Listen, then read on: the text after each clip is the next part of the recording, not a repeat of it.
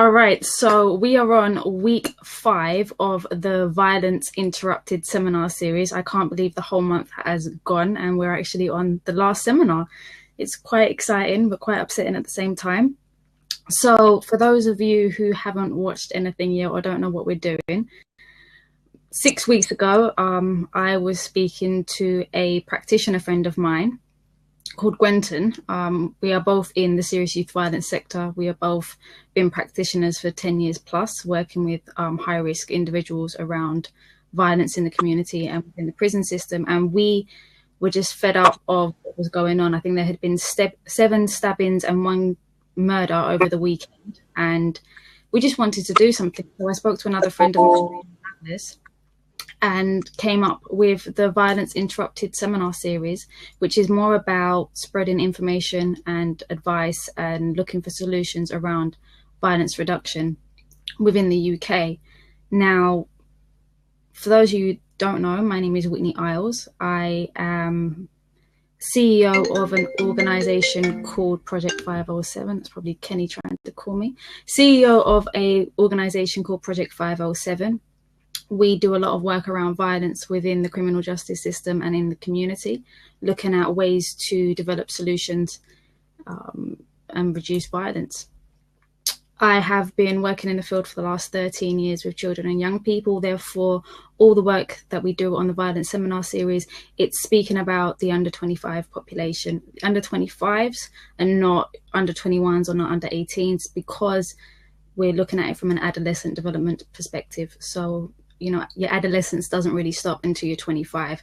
That's why we kind of class young people and young adults within the same arena.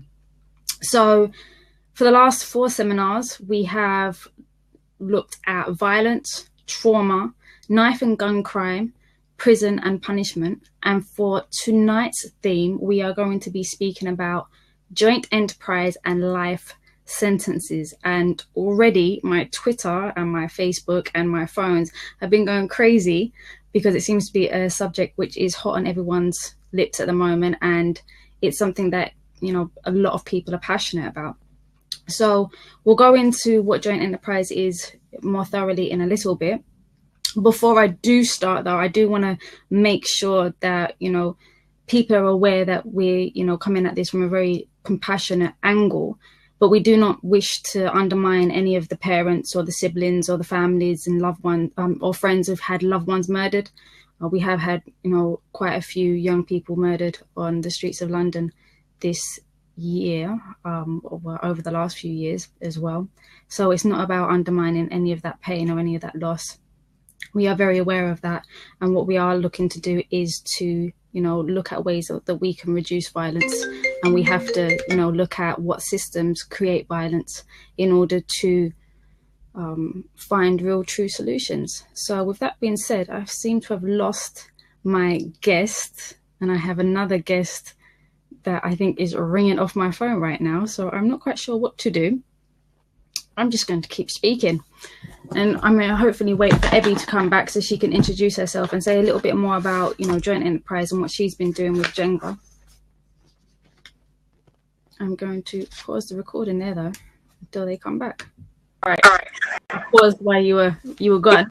So I just kind of said a little bit about, you know, what we're doing today in regards of joint enterprise. And, you know, we're looking at joint enterprise and life sentences because we look at the systemic conditions that create violence and what we can do to reduce some of the violence that's happening in the communities. So do you want to introduce yourself and say a little bit about some of the things that you've been doing? My name's Ebby. I'm currently a student at London Met studying criminology and youth studies, but I'm also a campaigner for Jengba Youth and Jengba. And Jengba is Joint Enterprise Not Guilty by Association. It's an organisation that works with people who are sentenced under joint enterprise, which varies from long sentences to obviously maximum sentences of 35 years. And we've been working with a lot of young people at the moment to spread the message, not only to those who have been put under the joint enterprise law, but to those who also do not have knowledge of the law. So there's a lot of young people out there who get themselves into situations and have no knowledge of the joint enterprise law itself.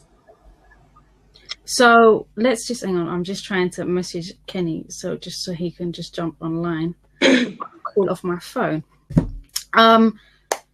So just break down for people, what is joint enterprise law? Joint enterprise law. Well, do you want it from a young person's perspective? Well, let's look at the actual common law, where we're at today from a law, just basic law perspective.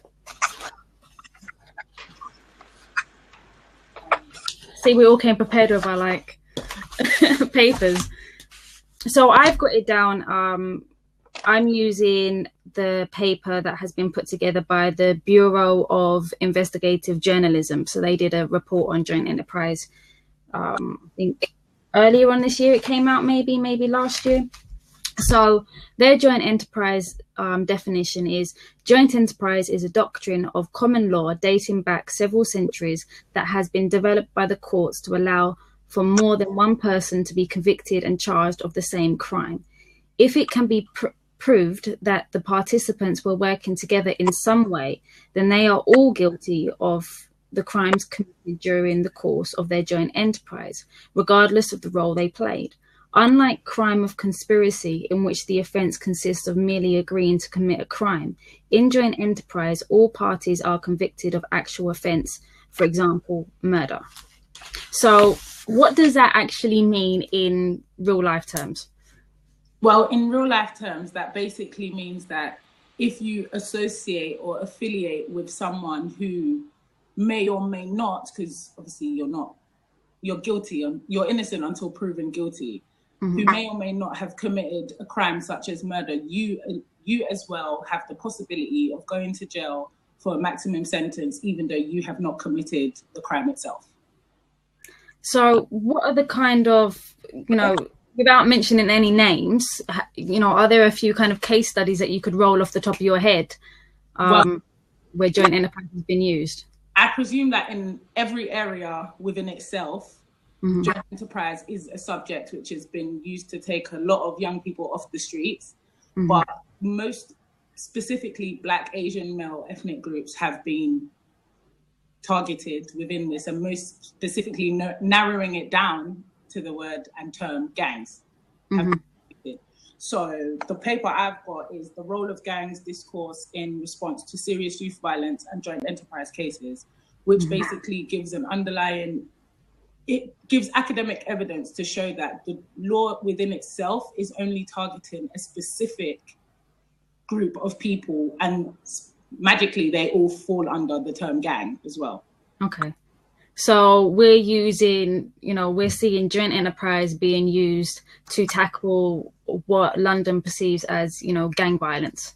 Is that what we understand it as? So the reason why I became interested in, joint enterprise, because I was seeing it being used in my peer group, but also from working within the prison system as well. I'm noticing more and more young people that are sitting on, very chunky sentences for murder, but due to joint enterprise. So just to really, really unpick it a little bit more, I think one of the really major cases of joint enterprise used in London over the last kind of decade, or I think the biggest one was the young man who was killed in Victoria.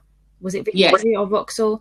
And it was, and there was 17 other young people who were also sentenced under joint enterprise. Yes. I don't know how many of them actually went down for murder and how many of those went down for manslaughter or GPH or otherwise, but 17 is a big number. Well, in that situation, I can tell you a bit about it. I don't know specifically the exact amount who were sentenced from murder to manslaughter to even joint enterprise, but I was quite young when that happened. I was in college, and what I believe, although we all know that murder is wrong, how I believe that case was handled was, we want to remove X amount of people off the streets to be able to prove a point to others, for example, that this behavior is not tolerated. Whereas if there was ground research done on each and every one individual that was involved in that case and unpicked it, you would find that some of the people sitting in jail now are actually not supposed to be sitting in jail. Yeah, because I've got the case was mentioned in this report, and it says, for example, one of the teenagers charged with the murder under joint enterprise was acquitted after it found he played no role in the events but had merely been at the scene. Another, convicted of murder and sentenced to life imprisonment, was outside the station at the time of attack. He had a samurai sword and had led a charge towards the station, but under joint enterprise, even though he took no part in the actual murder, his actions made him as guilty as those who stabbed, kicked, and punched the young man to death. So, I mean, I think that's a perfect example of how unclear the law is, but also how complex it can be as well, because we have two young men, both of them are outside the station. Now, yes, one of them has a very dangerous, very offensive weapon. So at the same time, he doesn't use that weapon, but he's still looking at, it was probably, I don't know if they were under 18. I'm assuming they were under 18, so they wouldn't have got the whole 25-year sentence, but they would have still got something like an 18-year minimum tariff for being outside, even though he did not hit, kick, stab, or was involved in the fight in any way, shape, or form. And there's been, quite a few of incidents when actually it wasn't even that severe, where young people were not holding weapons. I have a few cases where actually young people were around the corner. They weren't even in the right location. It was just down to like 200 yards away. Yeah. And also other cases where it was chosen by the jury or perceived by the jury that person X was the most likely on the scene to know that someone had a knife, basically. And it draws up questions like, how does an individual, whether old or young, but young in this case, know what their friend or counterpart is doing? Because in this day and age, no matter what, if you ask somebody something like, do you have a weapon, you in your right mind is not going to necessarily say, yes, I do, or no, I don't. So how can you sentence them? And that individual may or may not have known if their counterpart was carrying a weapon. And I know for, play devil's advocate out there, because I know there's going to be a lot of people that are saying, well, if you hang around with people that carry knives, or if you're carrying a knife, then you deserve, whatever punishment you get.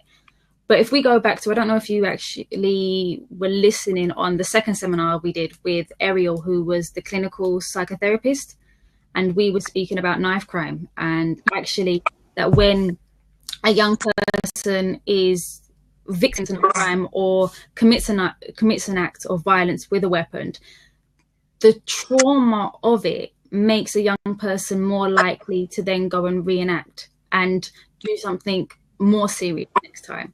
Or if we're speaking about trauma as well, if a young person has been stabbed, and actually a lot of the young men that I know that are in on joint enterprise have been stabbed or previously attacked, there is a certain amount of trauma that comes with being attacked, that when you see a knife the next time, you're not going to react to that knife in the same way a quote unquote normal person will react to that knife.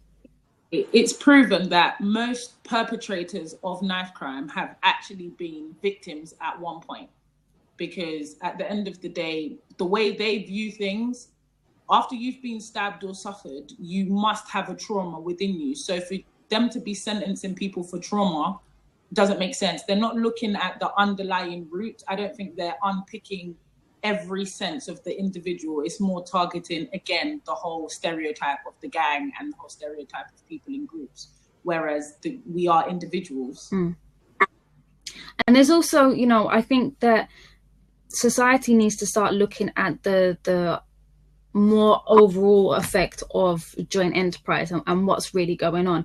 Because on one hand, we're putting a lot of young people away in prison for a very, very, very long time. Within the prison system, a lot of the violence comes from the young lifer population, because it is so hard for a young person to come to terms with the fact that they're going to be in prison for longer than they've already been alive. And I think the trauma and impact that has on a mind, we're seeing the ripple effects of that within the prison system first and foremost. We'll go into life sentences a little bit later on in more depth, but also within the community, because to have a friend that is on a life sentence, a lot of our young people, and I think a lot of people in general, don't know how to deal with that, because the person's not dead, so you can't mourn them, but they're not living. They're living in the sense that they're breathing, eating every day, but they're in a cell. You know you're not going to see them for the next 25 years of their life minimum, and that is having a very kind of trauma impact within itself. Well, in terms of a lot of the young people that I've worked with and a lot of people my age that I know, I can say it is very hard to deal with a person on a life sentence, because I think what people don't know about young people is that young people go through things too. The same way an adult cries is the same way a young person cries. They just show it in a different way. When a young person gets stabbed, the way the young people react, the way they have to deal with it, whether the young person dies or not, is different in their sense to how somebody else would deal with it. It's the same way that when the young person goes to jail for either a minimum sentence or a life sentence, it's hard for them to deal with. And to be honest, most of the people on life sentences with joint enterprise, they was actually role models in the community that may not have been perceived as role models, but to young people, they was doing a lot more. And I'm not defending people here, but I just know that there's been a lot of heartbreak in various communities due to the joint enterprise law. And what would you rather have? Would you rather have more sad and angry young people, or would you rather not punish some people for their crime? Because angry young people leads to more violence. Yeah. And I think I've been seeing very similar things from within the system. You know, there's one young man that comes to mind every time that I think of joint enterprise, and I won't mention his name or where he comes from or give any details of him.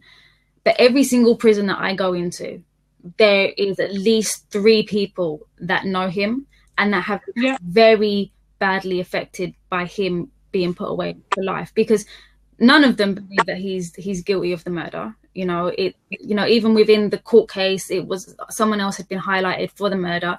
He was there under joint enterprise, so he didn't deliver the fatal blow or anything like that. But because he was deemed to have been there, and that injustice alone, you know, I'm having to do mourning counselling with other young people because of this one case. And it's literally every single prison that I go to, young YOY, the adults, the girls' prisons, and it's amazing how one person can have such an effect, and that one case can have such a ripple effect within, you know, across London, because I don't think it's not even relevant to just that particular young person's area, but you see the effect of that case across London. And I definitely agree with that one. Pardon? I said I definitely agree with you on that one, because it's, aside from being in the prisons, within the actual community itself, on the roads, as the young people would say, it has affected the ones that they don't know whether to go left or go right. I believe joint enterprise has kind of shaken young people in a way that, because they're not educated about it, they're just scared to do anything now, because they just believe that it's joint enterprise, because they haven't been taught as to what it is, and they've seen their friends who they know are innocent go down for something which they haven't done. So it's caused a lot of confusion and upset. I think the joint enterprise law, it is a very old law. My kind of challenge with it is the fact that it doesn't seem to be used consistently across board. You know, there's some communities or, you know, some groups of people that are not being put into prison under joint enterprise, when they could be. If you look at, you know, some of the paedophile rings and cases highlighted there, you know, it's not necessarily joint enterprise, yet it's being targeted at a lot of our young people, you know, and I think if it was more consistent across the board, I might have less of a problem with it. I'm not 100% sure. But I think, you know, one of the major problems is the fact that it's being used so inconsistently. And then the money, you know, we are in a very kind of, I don't know what the word is, severe economic climate still. And we've got cuts going left, right and centre. And I did the math the other day. So I used the figures that the Bureau of Investigative Journalism, came up with. And I think it was something like they could roughly tell that maybe 6,443 people are currently in prison for joint enterprise charges. And I think a lot of those were for murder sentences. So if you start looking at, and there are no official facts and figures released at the moment of which cases are joint enterprises and which aren't. So what happened was they looked at how many cases there were when there was more than 4 people convicted of murder and more than 2 people convicted of murder. So that totaled the kind of 6,443. And when we did the math and looked at, your average life sentence is about 25 years, minimum tariff, 40 grand a year. I think the math was 6,443,000 pounds currently being spent keeping people in prison for joint enterprises. And yes, some of those will be those who actually did commit murder and do need to be removed from the public for the time being. But some of those are not people that have dealt the fatal blow. Some of those are people that are around the corner. So we're looking at £1 million per person. And I think, as a society, we have to start looking at what is for the greater good. Is it still for the greater good to lock people up for life sentences? Or is it now the greater good to actually do something more productive over a short amount of time and invest that money back into society in preventing some of this violence from happening? Exactly. I totally agree with you, because at the end of the day, if you don't, again, it goes back to educate, and I'm not talking about statutory education like maths, English and science. I'm talking about knowledge of what's going on in the world. Young people, they're not taught. Well, I don't believe anyone has been taught, aside from what you know from either your parents and, again, your peers that you look up to, what is really right or wrong in society. I don't believe that anybody's really been taught that. But again, if you don't teach them what they can and can't do the right way, you can't really punish them, because the truth is out there, they don't understand. And I can speak on behalf of all the young people that I've worked with, that when I ask them certain questions, aside from what is joint enterprise, they just don't get it. Yeah. So and again, with that figure, 75% of them are Black, Asian, male ethnic group, and 100% working class. So does the law, again, only target a specific person and kind? And why, I know this is going to sound really bad, but why hasn't it targeted people within corporate crimes? Mm-hmm. Why is it only murders and people of the working class, whereas corporate crimes, there's a lot of people that can be sentenced under joint enterprise and crimes that we don't even know about because they're not shown. All right, I'm going to open up the discussion because I can see we've got a few people in the chat rooms. Is there anyone else that would like to call in at the moment and join the conversation? Hannah, I know you were eager to earlier. If you would like to call in, maybe the button now. Aha.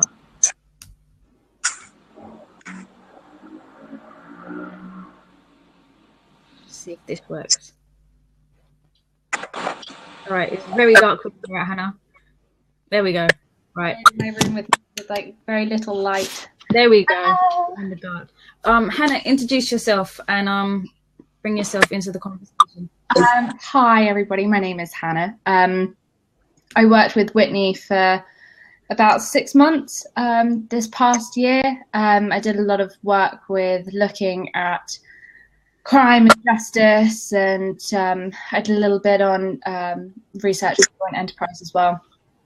And basically my history with it is very small. I didn't have a very good understanding of joint enterprise. I didn't have really good understanding of the crime sector of our country until, as I said, I started working with WIT. And I managed to get a very lasting look at the world in which a lot of young individuals are living in at the moment. Basically, I'm looking at it from a perspective of I'm a young person. I'm 23, and I can't imagine how others are feeling and how they are when they're put in the shoes of people who are suffering for crimes that they didn't commit. It seems almost nonsensical, but it's happening. And it's terrifying and it's scary. And yeah, I think that people need to understand it more. I think there needs to be more of it needs to become more socially understood, so that we can start dealing with it head on. Nice. So before you started working with, what you're saying is before you started doing work with 507, you were unaware that joint enterprise existed, or even that it was still being used? I had no idea. I had no clue at all. I mean, I grew up in London. I'm from London. I'm not living in London at the moment, but there was always things on the news about gang crime and what it means if you're affiliated with gangs. And the many years, I was very much in the majority sector of, oh, gang crime is this and gang crime is this. And I was fed what the media wanted me to hear. And so then I didn't have any idea of what joint enterprise was until I started working with 507. And then it gave me this real insight into essentially something that pretty much nobody else really knows about. I spoke to my family about it. I spoke to my friends about it. Nobody had heard of it. If they had heard of it, it was something that they associated with really, really bad people. And if they were put away for joint enterprise, it's because they deserved it. And I don't hold that view at all. I feel that it's something that is used to make a point, and not a very good one at that. So again, we're looking at, I think we spoke about this previously as well, that it's, the media is playing into a lot of what is happening on our streets with our young people, whether or not it's looking at the messages that have been sent of what is a young gang member, or how can young black men be identified in London. Are they only ever the young black gang member, which we tend to see over and over and over again? It tends to be a one-sided portrayal in the media, which is also allowing joint enterprise to almost thrive a little bit more, due to the fact that the media is spending a lot of time almost humanizing our young black youth. Is that, would you agree? Would you disagree? Yeah. Ebby? I think both of you spoke at the same time. Ebby, do you want to speak? Yeah, I agree, but I'll let her speak.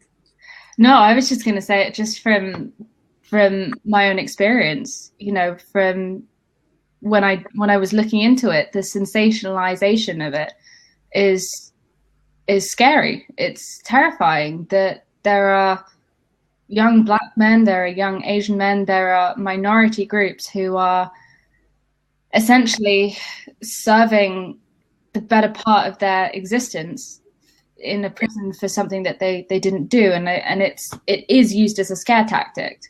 That's what I think. It's used as a, look, if you do this and if you associate with these people, this is what's going to happen to you. And I just think it's something that needs to change. Yeah, because this year we almost saw the integration of Operation Shield, which was a lovely new initiative brought over from America, which was basically for gang members saying, if you are a gang member and you associate, with your gang, if anyone in your gang gets arrested for something or commits any kind of crime, every person within that gang is going to get punished. Basically. And I think that's, at 507, that's what we call negative peace. It means when peace is forced upon someone and calmness is forced upon someone, and it's not positive peace. I think what we're aiming for here is for positive peace, and positive peace is about getting to the root causes of the violence and being able to mediate and reduce conflict from the roots, rather than just saying, no, you guys over there and you guys go over there and everyone just be quiet. There's a question from Alex. Hey, Alex. He says, does anyone on the panel know any interesting interventions being done in this area to empower young people and joint enterprise? Ebby, I'm going to let you lead with that one. Well, I'm a campaigner for Jengba, like I said before, which is joint enterprise, not guilty by association. And again, we work with young people and elder people that have been sentenced under the joint enterprise law. In terms of young people, what we're doing for young people, there is a movement as to say that we want to start to educate young people about joint enterprise and Jengba, which is Jengba Youth, that we're going to start. Just a bit of information to give you about Jengba. It's made up of families and supporters. All the people that work for Jengba have personally been affected or again against joint enterprise. So we've got mothers, aunties, cousins who campaign against the law. And recently we went to the Supreme Court, which I'm sure Whitney will touch upon soon. But in terms of young people, again, we're trying to start Jengba Youth. And if you're interested, and you have ideas of how we could get it out there, please leave it below, and it will be good, because it's something that we're looking to start in the next year. But within what I do, wherever I go, I've managed to speak to one or two young people about joint enterprise, and you hear that they've been affected by it, and their knowledge of it is basically, if I do, then I go to jail. They don't know what they're actually being punished for, but it's how the media has glamorized it to everyone else is what they're trying to digest and unpick. So Jengba can be reached on the Twitter. It's at JENGBA. Yeah, J, capital J, capital E, capital N, capital G, small b, A. And on the website, which is www.jointenterprise.co.uk. Yeah, hope I got it right. And so Jengba this summer did something amazing. They did a crowd justice fund because they needed to raise £10,000 to be able to, interrupt the Supreme Court. Basically. So I think what that meant, and correct me if I'm wrong, Jengba were able to sit in on an appeal that had been taken by the Supreme Court and interrupt that appeal to be able to challenge joint enterprise law. Yes. And we will not find out what happened around that until next year. Definitely, that's basically it. It was... So joint enterprise law can actually be changed next year. So what I think everyone still needs to do, because I don't know if the actual decision has been made yet or not, but I still think that we need to be getting our voices heard a lot more on joint enterprise and making sure that people really truly understand what joint enterprise is.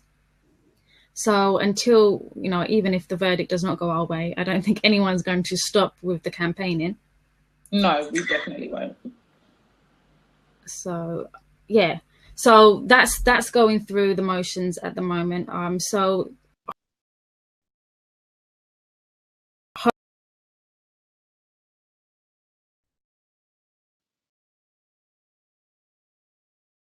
hopefully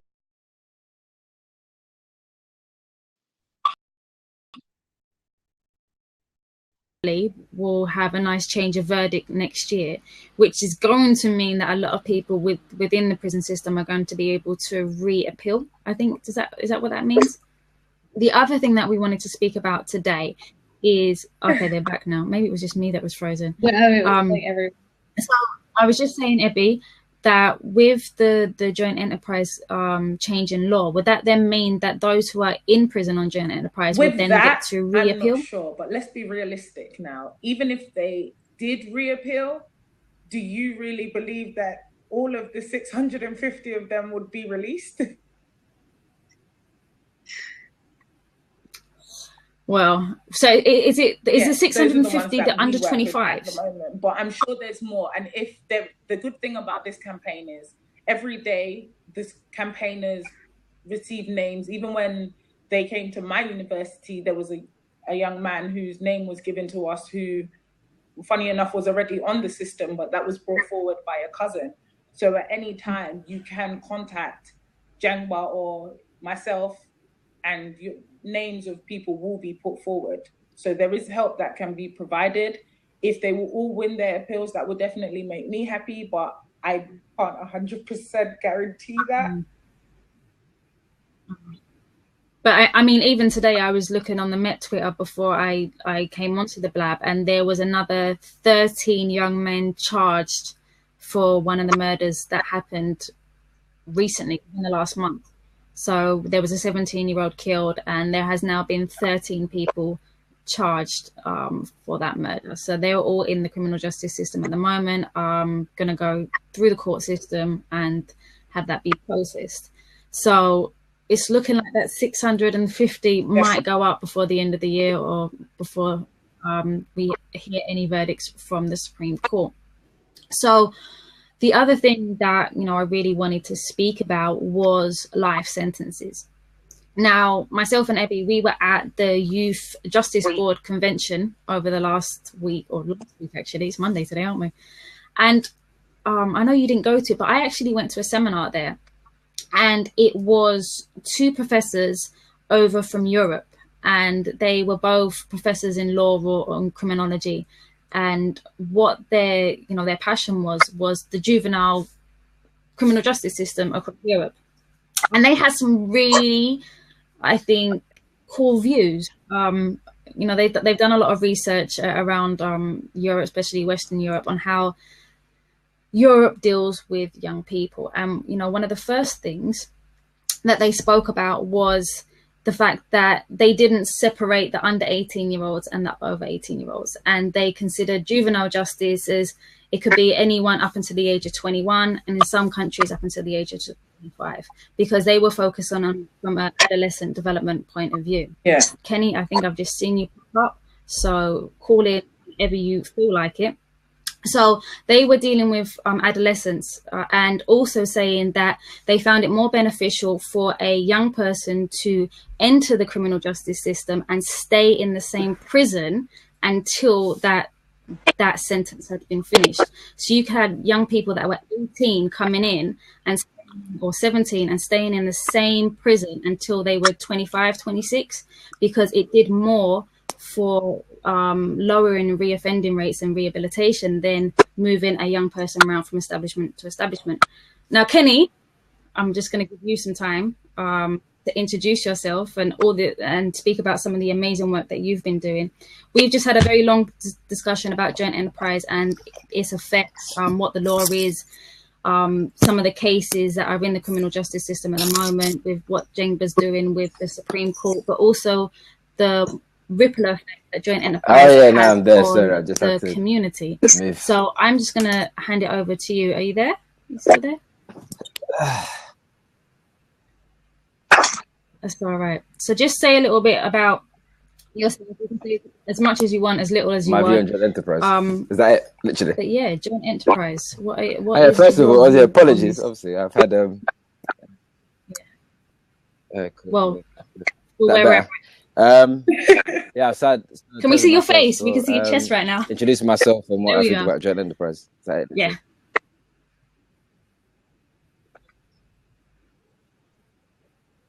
Well, introduce yourself and some of the things that you've been doing over the last kind of year, 2 years with the reports, and just your thought processes on joint enterprise and whether or not you feel like it is a viable solution for violence that we see within our communities. Imafidon, a political commentator and author of the Kenny Reports.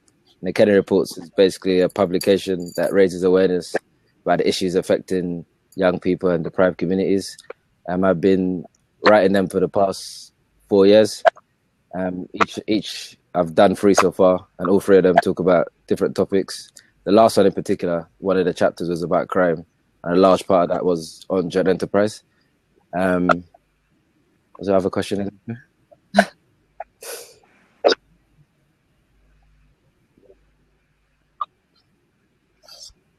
So the question was, we've all spoken about our own thoughts and feelings around joint enterprise and the ripple effects of joint enterprise through the community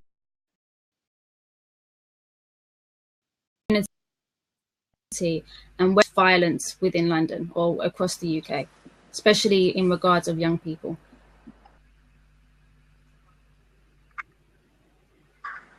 Sorry, just done this whole like lagging stuff. Are you there? Can you hear me? Right. I missed all of that. So say that again. Can you hear me now? Yeah, cool. I can hear So you, my yeah. thoughts on it. So basically, obviously, my thoughts on joint enterprise are obviously very personal.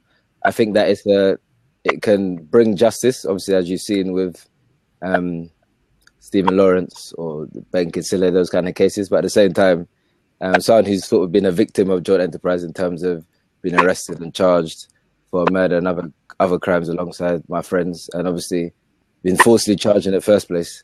For me, it's a very dangerous bit of law actually, because it can drag innocent people into the system.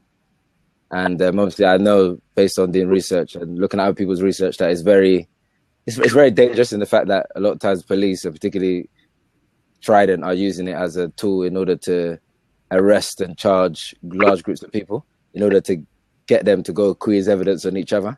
So it's just used as a very much a dirty police tactic, as opposed to it being used to get the true criminal. Because there's no point of arresting and charging 20 people for a murder and then realizing that only one person actually done it, and the rest of them were just probably bystanders.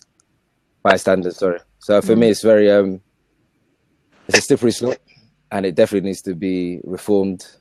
And we definitely need to look at the way that it's being used, predominantly against young black males in particular. Ebby, do you have anything further to add to that? I guess I agree, to be honest, because like what he said is a dirty police tactic in terms of how they find ways to get our young people to either speak or they get locked up, basically. Because like he said, there's no point in arresting 20 people and sentencing 20 people to find out that one person actually committed a murder.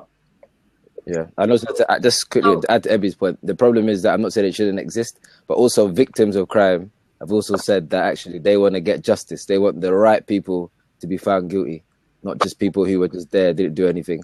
And it's very difficult in terms of joint enterprise to say that I gave somebody else the confidence to commit a crime, because that takes away the fact that as individuals, being you already know that there's many people who are very confident by themselves to go commit a crime. They don't need anybody there. Basically. Mm-hmm. So what do we say to the people on the other side of the table? I mean, yes, we are saying that joint enterprise is still needed, but I see a lot of the debate process, and you mentioned the Stephen Lawrence case.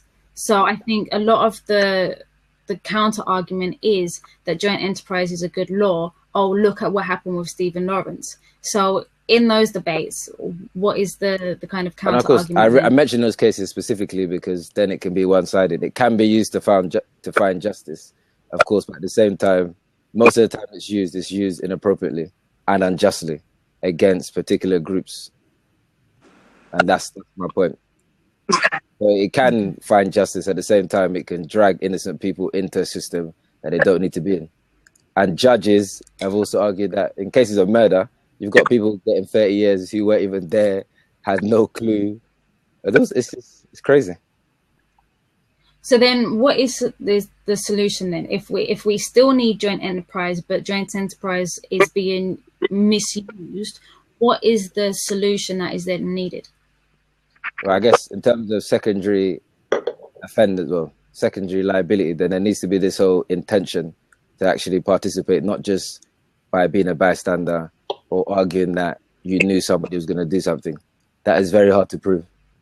Because a lot of times, particularly these people that live in volatile communities, anything can happen at any moment.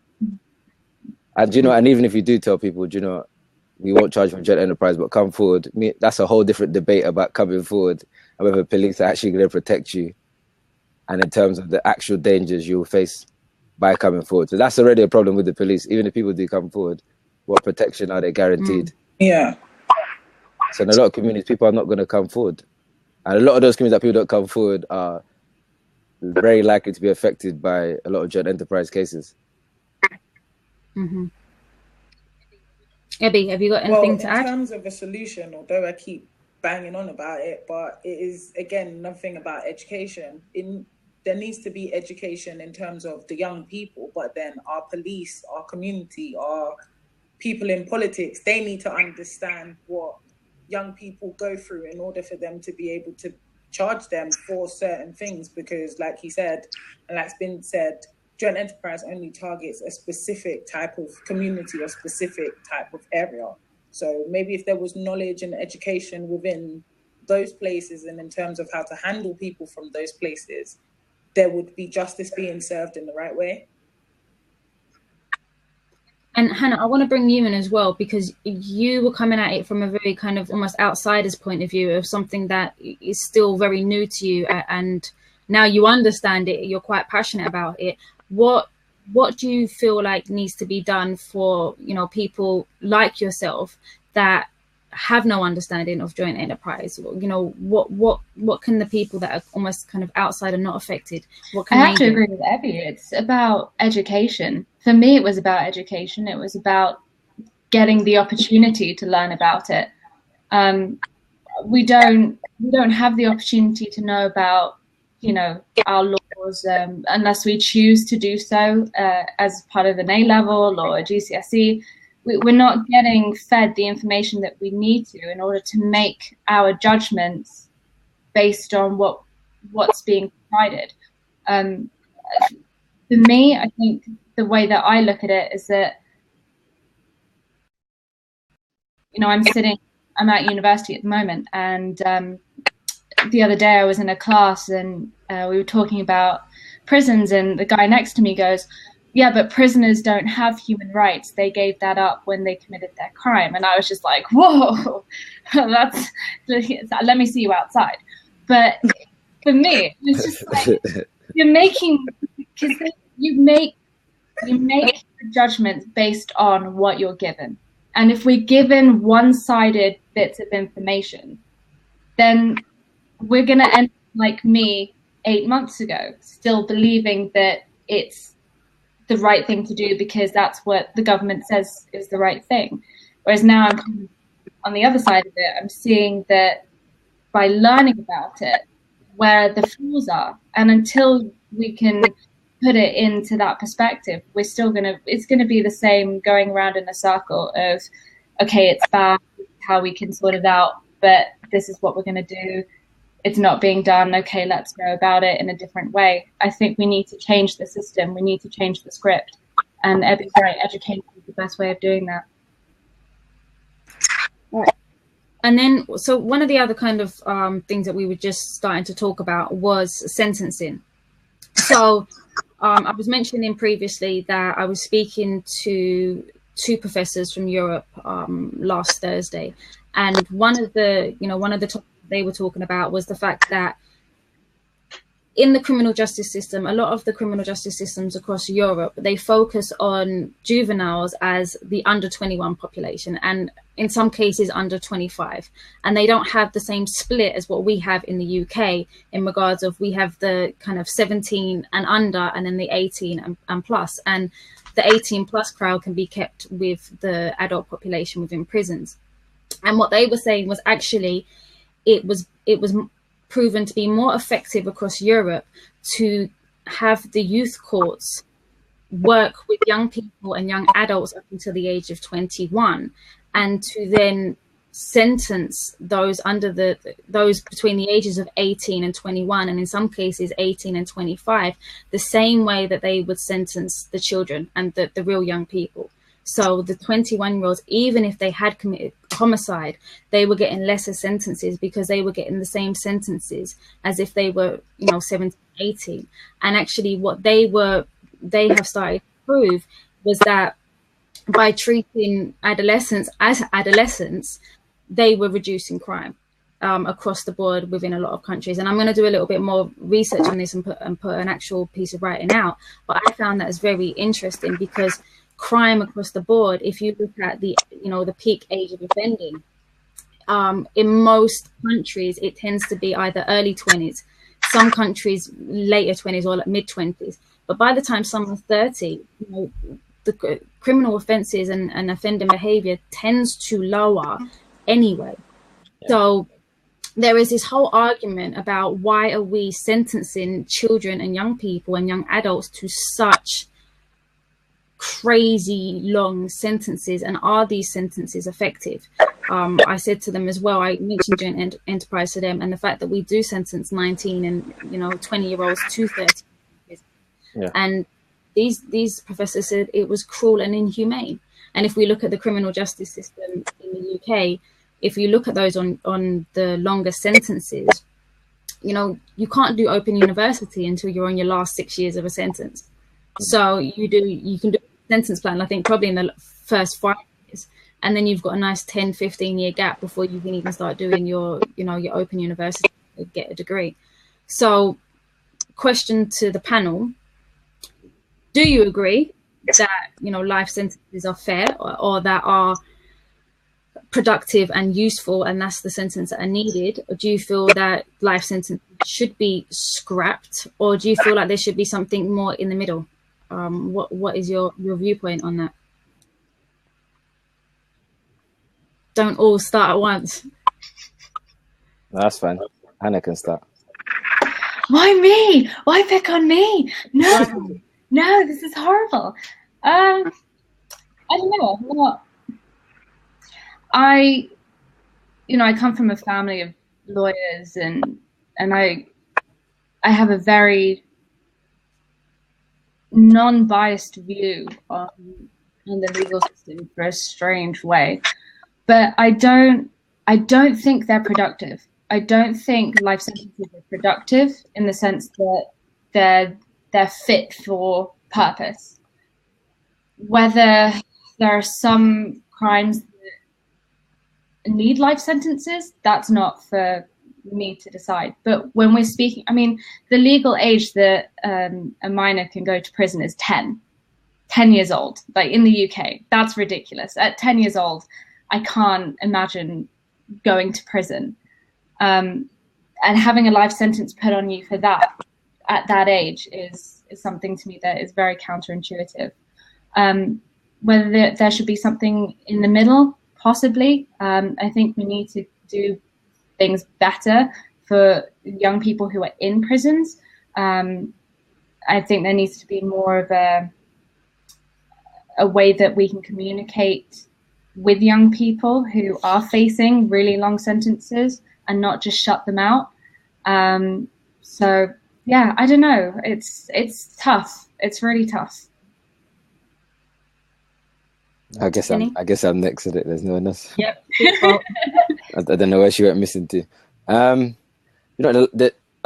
guess the age of criminal responsibility, I think it could be raised in our country. I think 10 is very low, but then there's the questionable argument in regards to actually a lot of young people may be advanced, and at 10 they may understand the concept of right or wrong.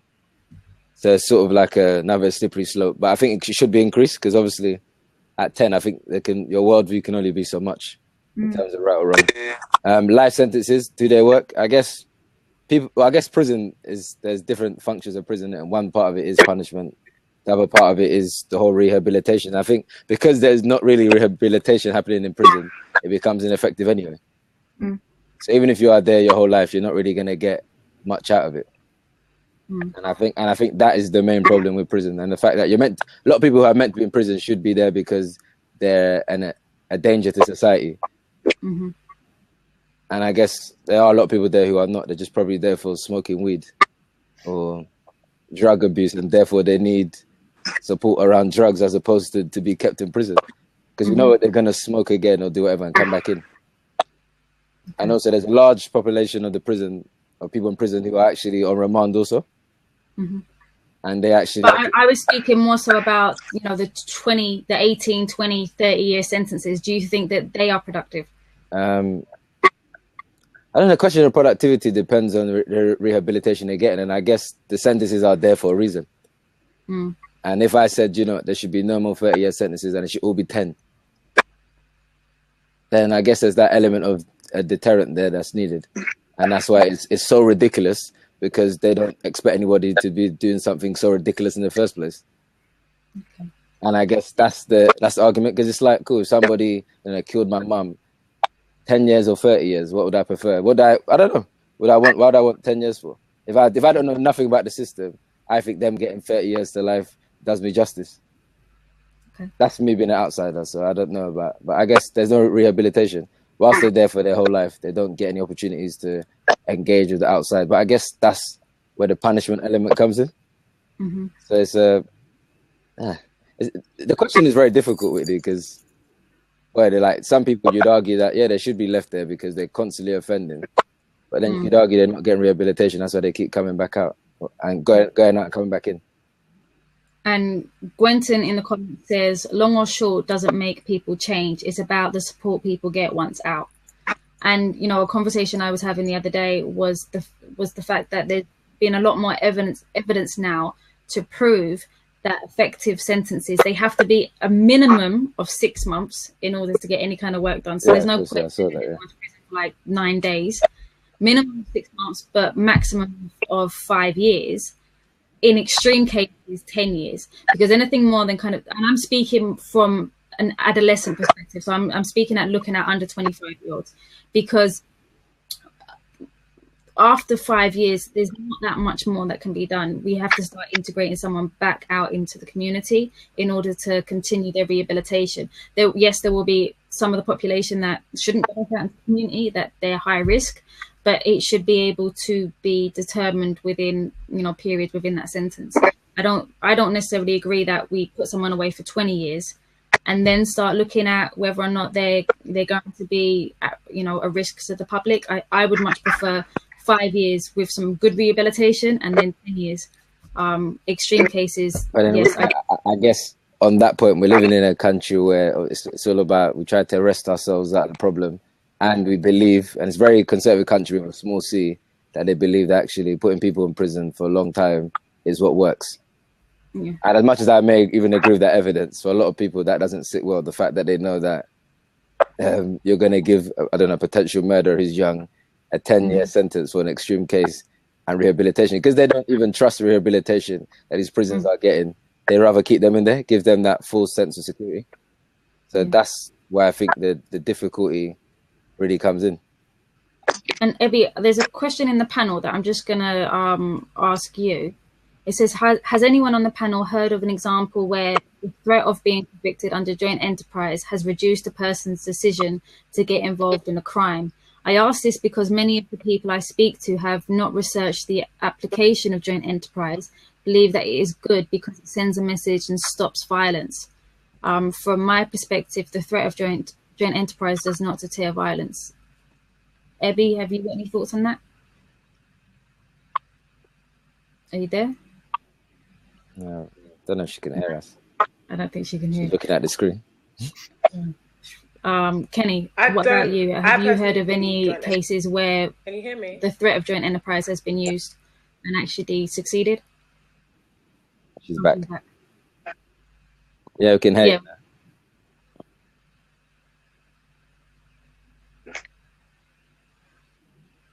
The Wi-Fi is probably going out the window. Ebby, we can hear you. We can see you. Go on. I don't think she can hear or see us. Yeah, go on, Kenny. She's gone. The threat, no, not that I'm aware of in terms of, I guess it just comes back to the whole education point. People don't know about it until they're charged with it and then they see joint enterprise.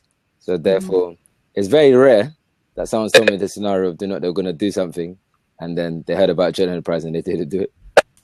Because no one knows about it. So how can you got to be really smart girl or guy to know about that and explain that to your friend as a deterrent. Ebby, you were about to say something. You there? So wave at Ebby. Can you see? No, he's not there. Okay, so we're coming up to the hour. Yeah, we can see, yeah. Yeah. This happens at the end of every single seminar. Can you hear us, Ebby? No. Okay, so we are coming up to the hour. She is just coming in and out. We're coming up to the hour, so I just want to leave it to the kind of last points to be made and anything that. That's all right. Just bear with us. We're finishing up now anyway. So, Hannah, is it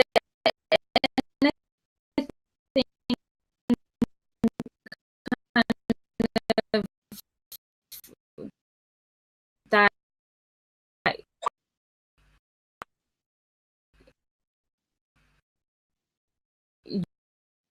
you want to add to the conversation? Anything that you would like to say just to sum it up, and any solutions that you could think about moving forwards? The education point.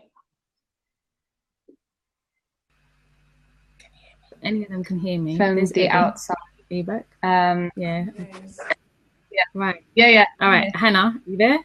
All right. I know. I was like, no, I can feel it happening. All right. So this is brilliant for the last one.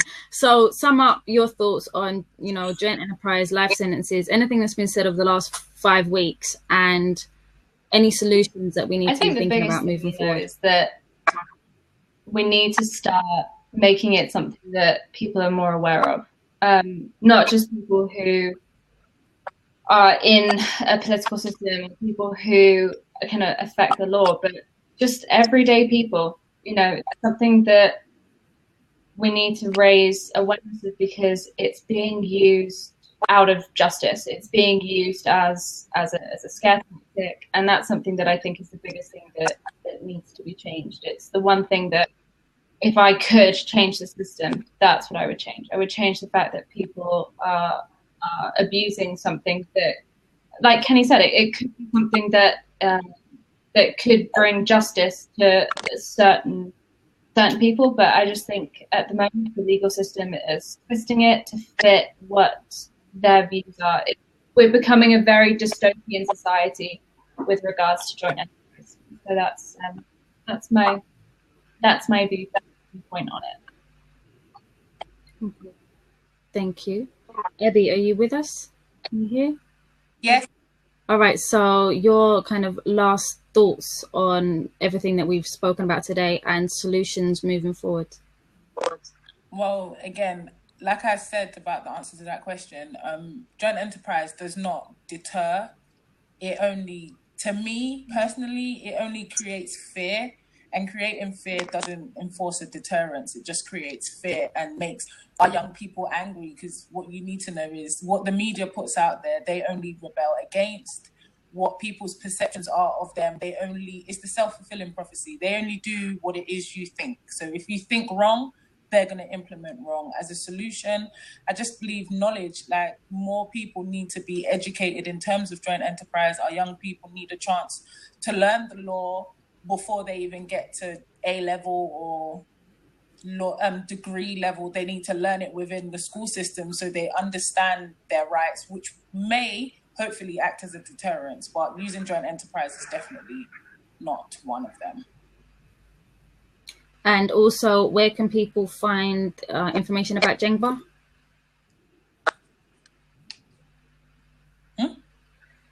Where can people find information about Jengba?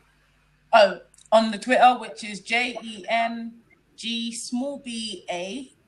at Jengba, and www.jointenterprise.co.uk, and on the website it has access to the blogs and some of the cases. There's a lot of cases on the website of young people as young as 15 and with different cases of joint enterprise. So there's a lot of information there.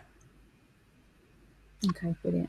And Kenny, do you have any last points to be made? Do you want to tell people where they can get the Kenny reports out as well? Last point. Well, thanks for inviting me to this panel. It's been interesting whilst I've been here. I guess the big theme here in this discussion has just been around education in regards to actually making sure that young people and adults also are actually aware in terms of what joint enterprise is, and also its ramifications. And also, I guess the difficulty with that is ensuring that we actually make sure that young people, whilst they're in school, do know their rights, not just about joint enterprise, but anything else that could potentially affect them. And I guess in terms of the Kenny report, they can just something that they can just Google online, just type the Kenny report 1, 2, or 3, and they can just read it online. It's free, so people can get the knowledge for free. And yeah, that's really it.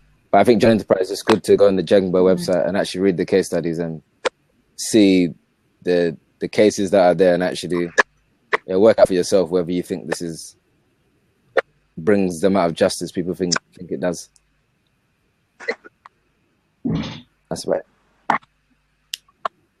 All right. And I am also going to see if I can write a blog for the Huffington about joint enterprise. So I'm going to add this discussion onto that as well. And my challenge for the viewers and for the outside is to also study up on trauma and how trauma is playing a huge part in our serious youth violence, and how a traumatized young person or a young person that's suffering from post-traumatic stress disorder, for example, can be around knives and will react to knives and violence in a very different way than the kind of average quote-unquote young person. We also have to really take and understand how trauma creates violence, and how people that have been affected by violence deal with violence and deal with violence scenarios, because I think a lot of what's going on in our streets, as we've spoken about it before, a lot of it is around trauma and violence, and it's so integrated, and there is a very thin line between victim and perpetrator. So my challenge for people is to read more about trauma, understand how laws like joint enterprise really don't understand trauma and the effects of, and take advantage of young people that have need to be treated. They don't need to be punished for the next 25 years of their life. They do need to be treated because they're coming back out into our communities at some point or other. And I think we need to re-evaluate what we mean by the greater good. So that is my challenge. Thank you so much to Hannah and Ebby and Kenny for joining us today on the last Violence Interrupted panel. Thank you to all our guests that showed up today, the familiar faces that I've seen week in and week out. This was a very kind of last minute, piece of work that we decided to do at the end of October. And already we've got over 500 views on all the different social media platforms. So thank you all for promoting. Thank you all for being involved. I think it is the start of a new movement and something beautiful. We have a potential event happening next year off the back of the Violence Interrupted seminar series, and also talks of a book. So next year you should hear a lot more from myself and all the people that have been involved in the talks over the last 5 weeks. So thank you very much, and I hope you have enjoyed. So I'm signing off, and I will speak to everyone on the social media platforms. Bye. Bye.